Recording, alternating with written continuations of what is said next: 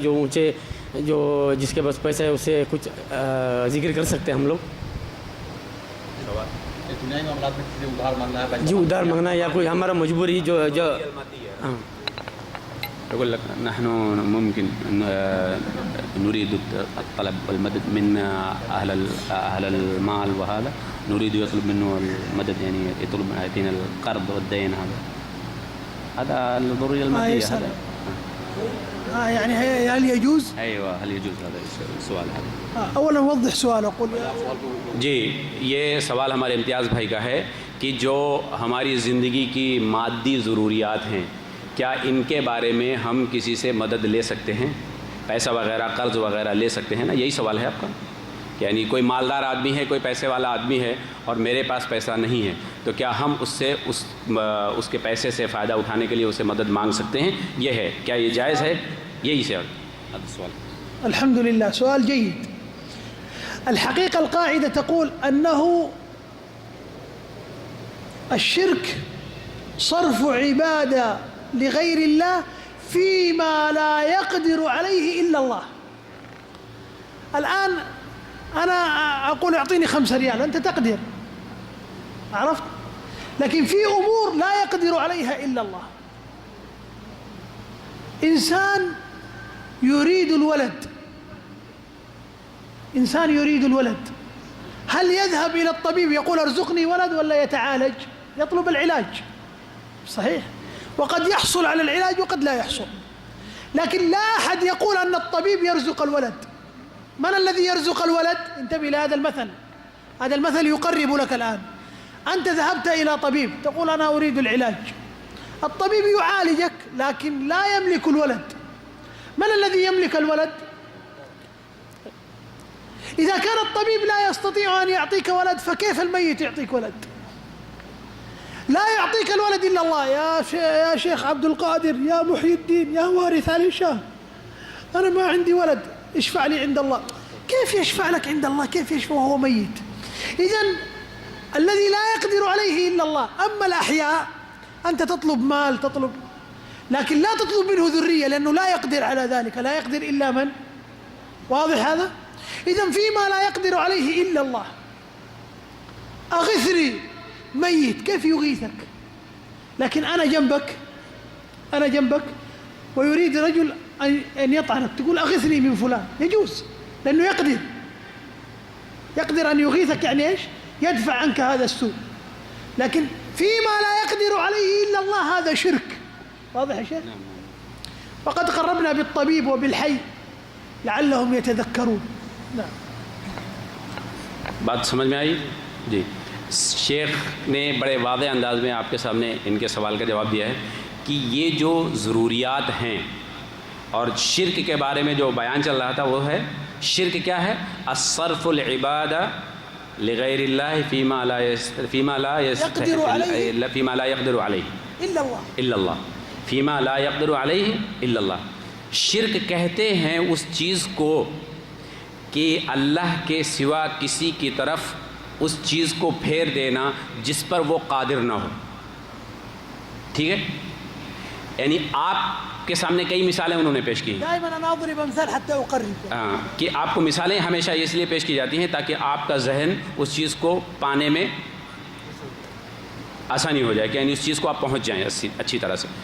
کہ مثال کے طور پہ جیسے ڈاکٹر کے بارے میں ہے، ڈاکٹر کے بعد طبیب، کہ آپ جائیں گے اس کے پاس، آپ یہ سوال کریں گے کہ آپ میرا علاج کر لیں. یعالج الطبیب، طبیب علاج کر سکتا ہے، آپ علاج کے لیے جاتے ہیں. یہ شرک نہیں ہے. ٹھیک ہے؟ شرک کیا ہے؟ اب آپ طبیب سے یہ عرض کریں کہ مجھے یرزقنی الولد، الطبیب یرزقنی الولد، طبیب مجھے اولاد دے دے. کیا وہ ہے اس پر قادر؟ علاج کرنے پر تو قادر ہے، اور ہو سکتا ہے کہ کبھی علاج فائدہ نہ کرے. کبھی ایسا ہوتا ہے علاج، اور کبھی ہوتا ہے علاج سے فائدہ ہو جاتا ہے. علاج کی قدرت اس کے پاس ہے، اس لیے یہ مدد مانگنا جائز ہے. لیکن جس چیز پر وہ قادر نہیں ہے، جس چیز کا وہ مالک نہیں ہے، اس کے ہاتھ سے، اس کی کیا کہتے طاقت سے، اس کی وسعت سے باہر ہے، وہ آپ اس سے نہیں مانگ سکتے ہیں، کیونکہ اس کا مالک صرف اللہ ہے. بات واضح ہے؟ یعنی وہ چیز شرک ہے جو اس کی قدرت سے باہر ہو اور اس کا مالک صرف اللہ ہو. ٹھیک ہے, اس کو شرک کہتے ہیں, ایسی مدد کو شرک کہتے ہیں. سأضرب مثل آخر ثم يريد أن يسأل أخونا. قام جاء من أقصى المدينة يريد أن يسأل. رجل غرق في البحر في السفينة, فنظر إلى رجل قال أغثني, يعني إيش؟ أرمي لي شيء. هل هذا شرك؟ لا, لأنه يستغيث. ورجل آخر بجواره يقول يا عبد القادر يا رسول الله وهو في البحر. هذا شرك. الرسول لا يستطيع أن يغيثك ولا عبد القادر. الآن عرفتم؟ هذا مثال, قالوا بالمثال يتضح المقال, يعني الذي يريد أن يوضح قول يضرب به مثال. هذان رجلان, رجل قلنا ليس بمشرك لأنه استغاث برجل أمامه, ورجل يستغيث بميت. كما قلنا أموات غير أحياء. ثم بعد ذلك نسمع سؤال أخونا. ایک مثال آپ کے سامنے اور پیش کی گئی ہے کہ دو آدمی ہیں جو کشتی پہ سوار ہیں اور سمندر میں وہ ڈوب رہے ہیں. ٹھیک ہے, ان کی کشتی ڈوب رہی ہے, اس میں سے دو آدمی ہیں. ایک آدمی ہے, اس کے سامنے ایک انسان ہے, اس سے وہ سوال کر رہا ہے کہ یار میری مدد کرو اور مجھے کوئی رسی یا کوئی ایسی چیز پھینکو جس سے تم مجھے اس ڈوبنے سے بچا لو. یہ آدمی شرک ہے, یہ شرک ہے, یہ بات نہیں, یہ شرک نہیں ہے. اسی کشتی میں دوسرا آدمی ہے, رجلان, یعنی دو آدمیوں کی مثال آپ کے سامنے پیش کی گئی ہے. ایک آدمی ہے جو ایک آدمی سے مدد مانگ رہا ہے, وہ آدمی جو اس کے سامنے موجود ہے, مادی ضروریات جس کو بولتے ہیں. ٹھیک ہے, اب وہ آدمی اس سے سوال کر رہا ہے تو وہ اس سے مانگنا جائز ہے, اس کو شرک نہیں کہتے. اسی کشتی کا دوسرا مسافر سوار ڈوبنے جا رہا ہے اور وہ کہہ رہا ہے یا عبد القادر, جو آدمی وہاں ہے نہیں, جو آدمی وہاں پہ موجود نہیں ہے اور اربوں خربوں کوسوں دور ہے, زمانے گزر گئے, گھنٹوں گزر گئے, ساعت گزر گئی, اس کا کوئی وجود نہیں ہے, مردہ ہے, میت. اس سے پہلے ہم کہہ چکے ہیں اموات غیر احیاء, مردے ہیں, زندہ ہے ہی نہیں. ولو كان حيا وغير موجود ويظن أنه يغيث, هذا مشرك. لو كان حيا غير موجود, يعني في البحر ويستغيث مثلا بولي حي, أبو زكريا أي أحد حي, نقول هذا مشرك لأنه استغاث برجل لا يستطيع أن يغيثه.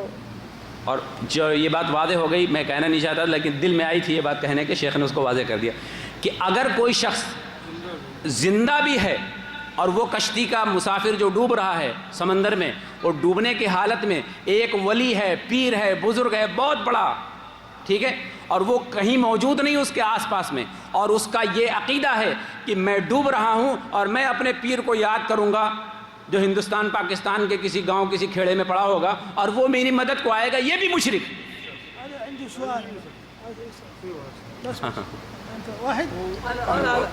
نہیں, آپ ایک صاحب نے سوال پوچھا ہے, ہمارا نہیں ہے, ایک صاحب نے پوچھا ہے کہ کیا ماں کے پیر آدمی چھو سکتا ہے, بوسہ دے سکتا ہے ماں کے پیر؟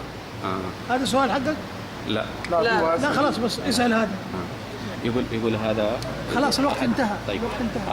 أحد يعني يلمس الرجلين أمه. لا اسأل هذا. طيب أنا سؤال, هداية إيش؟ الله كلام سبحانه وتعالى هو الذي أرسل رسوله بالهدى والدين الحق ليظهره على الدين كله كفى بالله شهيدا محمد رسول الله والذين معه شهداء. لا تقرأ علينا القرآن. سؤال ايش سؤال؟ على كلام محمد رسول الله في هداية. هداية ايش؟